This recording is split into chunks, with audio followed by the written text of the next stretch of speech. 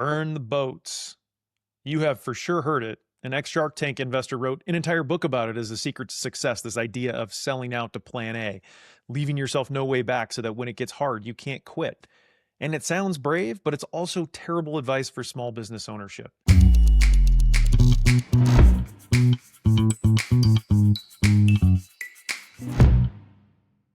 Because here's the thing it gets wrong. Burning the boats assumes the reason people fail is that they quit. That if you leave yourself an escape route, you're going to take it the first time things get scary. But think about who's actually considering business ownership. If you're 22, you've got nothing to lose, so it's a non-issue. There are no boats to burn. But for the rest of you, you've got a mortgage, maybe kids who count on you, 20 years of savings you're not eager to light on fire. You are honestly the least likely person on the planet to casually walk away from something you've sunk your money and your name into. People like you don't quit when it gets hard, you finish things. And that's the whole problem with the advice. It's protecting you from this phantom risk. And while it's busy doing that, it's creating a much bigger one. Because the thing that actually kills businesses in the early days usually isn't quitting, it's getting locked into the first plan even when it turns out to be wrong. And the first plan is almost always at least a little bit wrong. So years ago, my partners and I had an idea for a new company, and we had a choice. We could own 100% of it and fund the whole thing ourselves. But doing that would have drained almost all of our available cash, and it wouldn't have just put the new business at risk.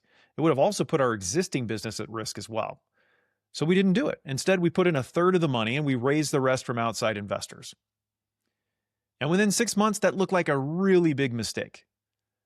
Why? Well, because the business got profitable fast. We had this great marketing channel right inside our own network, and so we weren't burning cash to grow. So the money we'd raised just sat there on the balance sheet doing nothing. And we started asking ourselves, did we just give away all this equity for nothing? Well, now we had all these extra shareholders we had to manage, and for what? The cash wasn't even being put to work. And then several years into this business, our growth stalled.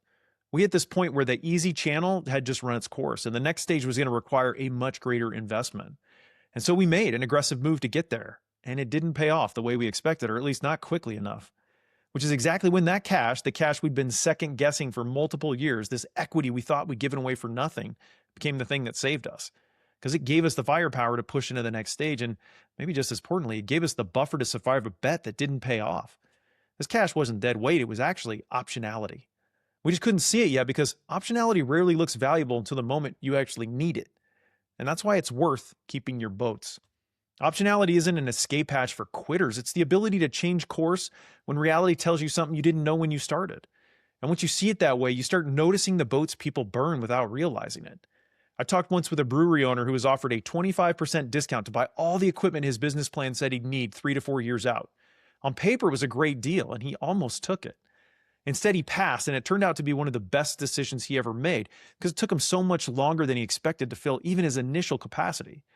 That cash he didn't spend is what carried him through the slow ramp. The discount would have been the most expensive money he ever saved. Now, sometimes the boat is your paycheck. I know an owner who spent 7 years building a domain business while keeping his day job. 7 years. That job was what gave him the room to keep tinkering until he found the strategy that actually worked, which turned out to be this business development channel he never would have predicted on day one. If he'd burned that boat early, he'd have run out of runway long before he found the breakthrough that let him quit for good. You don't prove you're serious by burning the boats and making it impossible to change your mind. You prove it by still being there a year later, having adjusted, having survived being wrong about something. Because you will be wrong about many somethings if you're going to become a business owner.